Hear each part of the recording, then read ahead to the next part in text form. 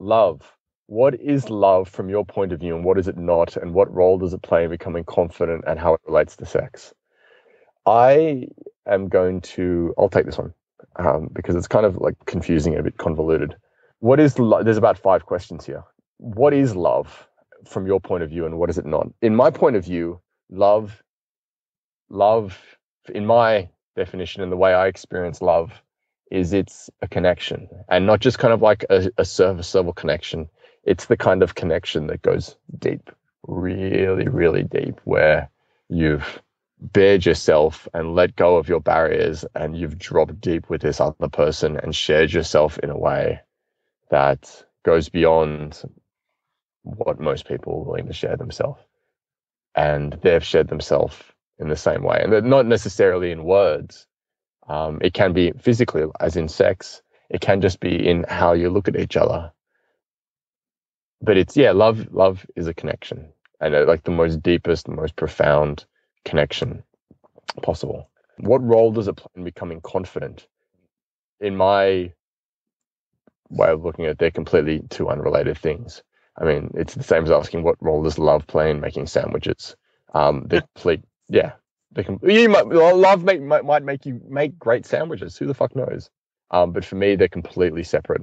Love and confidence are completely unrelated topics. And how it relates to sex is a completely different story. How does love relate to sex? I feel like sex is a place where you can deepen love because it's another form of connection, and it's a space where letting go and being yourself and really dropping all the barriers is a safer area to do it.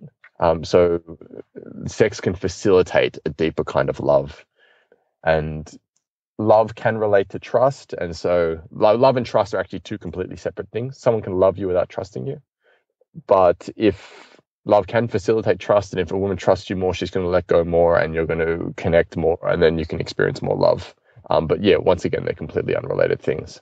So yeah, love from my point of view is just connection, and it doesn't really play a huge amount to do with confidence or sex. Yeah, that's what I got. What are your thoughts on that, Andrew? Yeah, it's pretty complex, I'd say. Yeah. One thing, like when I was like really thinking about love and just wondering and stuff, like there's this dude named Osho, and he wrote a book, yeah. or he gave a lecture called like From Sex to Superconsciousness. Yeah. And it's about how like, okay, we repress a lot of sex in like American society, it seems like, and Yeah, you're very good at it's that. like, yeah, dude, professionals. Yeah, and leading the world in self-repression and blame. Yeah. Sorry, go on. But then like by repressing it, it takes like people have to hide it, and then it kind of takes a morphed form. Yep.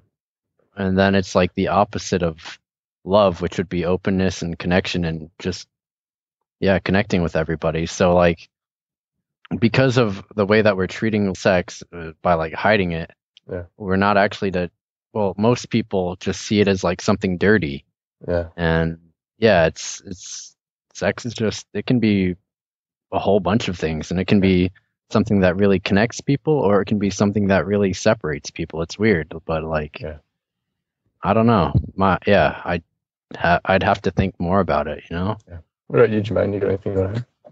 Well, for me, I had a whole seminar on this last summer. Oh yeah, that's right. And what came up for me was just how often the word love is used to mask what is ultimately dependence. Mm-hmm.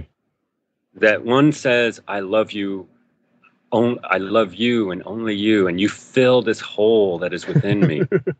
What they're really saying is, I need you and only you. You fill this hole inside me. Yeah. I love you because I need you. I know that I have found true love because I can't imagine being with anybody else but you. You fill this hole for me. And so a lot of times, and in the media, the way that it's portrayed in movies and romantic comedies, love is synonymous with dependency. Dependence. Yeah, I think you just made up a new word there. Yeah, dependency. And so I know that when you start talking about love, one of the things to get really clear on is that love is an experience. Yeah. And when we start talking about love as if it were a thing out there, and like Andrew was saying, in our culture, because there's such a stigma against sex, love becomes almost like another technique for finding connection. Like, if I can get her to love me, I really need is love, Yeah. Like all you need is love and everything will be fine. Yeah. And you hear people talk about their relationships that way. Love will get us through, but they're so unhappy. Yeah. And so, yeah, that's the one thing I would add. Yeah. Yeah, that's the really good point is people confuse neediness for love, and they actually, the way I look at it is they're actually completely separate things. And there's that beautiful, beautiful quote by Osho it's on the forum. Hang on, I'm going to read it because I think it's worthwhile reading. It's from his book, Being in Love. And I think it's in Endgame, and it may also be in Selection Community Sucks because I think it's just in Endgame. Anyway, the quote is, "The capacity to be alone is the capacity to love. It may look paradoxical to you, but it is not. It's an existential truth. Only those persons who are capable of being alone are capable of love, of sharing, of going to the deepest core of the other person, without possessing the other, without becoming dependent on the other, without reducing the other to a thing, and without becoming addicted to the other. They allow the other absolute freedom because they know that if the other leaves, they will be happy as they are now. Their happiness cannot be taken by the other because it is not given by the other. Then why do we want to be together? It is no longer a need, it is a luxury. Try to understand it. Real persons love each other as a luxury. It is not a need. They enjoy sharing. They have so much joy, they want to pour it into somebody, and they know how to play their life as a solo instrument. The solo flute player knows how to enjoy his flute alone. And if he comes and finds a tabla player, a solo tabla player, they'll enjoy being together and creating a harmony between the flute and the tabla. Both will enjoy it. They will both pour their richness into each other." From Being in Love by Osho. Yeah. Say that. Amen. Go ahead. Amen. Go ahead now. Amen. And I guess sort of that's what we're talking about here is the difference between love and independence.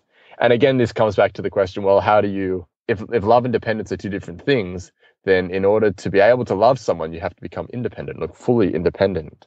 Like we were talking before in one of the previous questions, about how do you be able to give to someone freely?